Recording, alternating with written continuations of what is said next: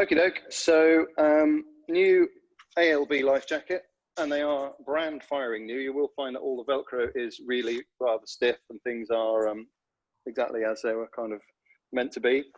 I'm just going to spend a couple of minutes showing you some of the differences. I know I sent a few photos and things out the other day, but I thought it was worth just spending a couple of minutes just running through the few changes, particularly as a fairly major one is the fact that the PLB is now over on the other side to where we had it on our jacket.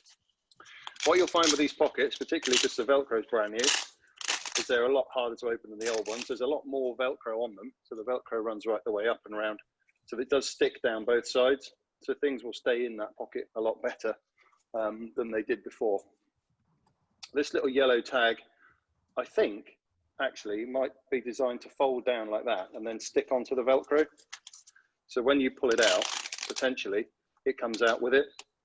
And what will then happen is it'll start to pull the PLB out of the pocket. But I think over time, that's just going to keep falling off. So basically, pull on the yellow tag, and you'll find that the PLB starts to work its way out to the bottom of the pocket.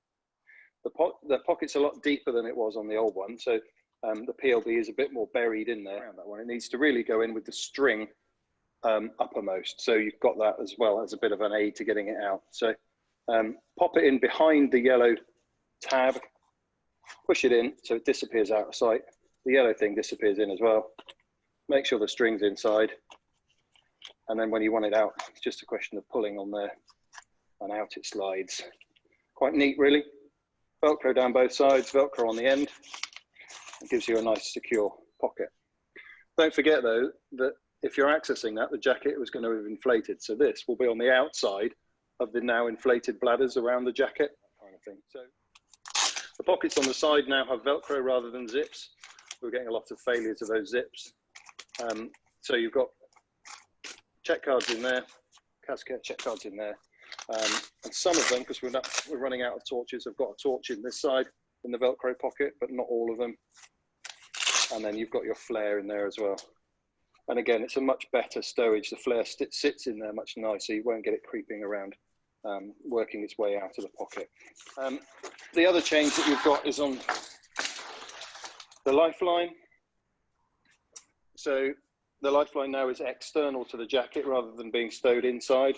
And it's held in place by 4 little press studs on some fabric loops. So I think if you give it a decent pull, you'll find that it breaks away from that. Again, these are plastic poppers, but in time, you know, they're pretty strong at the moment, and in time they'll probably get a bit weaker. But I'd imagine if you clip one end of the life jacket on, the lifeline, sorry, onto whatever and give it a good tug, it'll come away quite successfully. If it doesn't, somebody else might stood behind you might just need to give those a little bit of a tweak for now as they bed in a bit. But it does, when the jacket's back round the other way, they do hang down a bit further. So just be mindful when you put the crotch strap on that you don't put the crotch strap over the top, because you might end up in a situation where this is behind the crotch strap and then it won't necessarily pull out very well. So just keep this up out of the way and tuck the crotch strap in there. The other nice little feature is that they've now put a little piece of Velcro on here, which will help to keep the jerk to inflate toggle in the right place and stop it disappearing off around the back of here. You should always be able to find that fairly easily down there. There was a Horizon notice about this a little while ago, so they've changed the style of them slightly. So the back, as Steve says, the back squeezes in, and you need to sort of squeeze the two things together to get them to release. You can't just push on the clip, you have to push the back as well. So kind of the easiest way of doing it is with one hand or finger and thumb or something, just to push the two together. I sent out a message about survivors' life jackets, potential COVID risk, and I can sort of see why, to be honest, because if you're blowing one of these jackets up, putting nice warm moist air in from somebody you've never met before, and then blowing it, deflating it rather, and letting all that nice air back out in your own face, potentially, I can see why we might not want to be doing that. So in the bag with the survivor's life jackets is this little bit of tube. Got a solid bit in one end, flexi bit in the other. That will just fit onto the end of there. onto the mouthpiece. And then if you take the pump from on board the ILB, because obviously we've got self-inflating jackets on the ALB, so it's not such a problem on there. Take the foot pump from the ILB, and then obviously we're not pumping this up like to 20 psi or something, but it just pushes into the end of there. A few pumps on that, and you'll find that it goes up.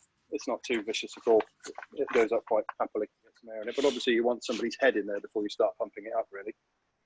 If you can't, you know, if you're putting these on people at the bottom of the cliff, and you haven't got the luxury or the time to be able to do this, then, and they blow them up orally, they need to let them down in an ideal world. If they can't, then we need to just quarantine them as they are. But even if they have let them down themselves, we need to wash them down, quarantine them out of the way somewhere. We've got 2 more.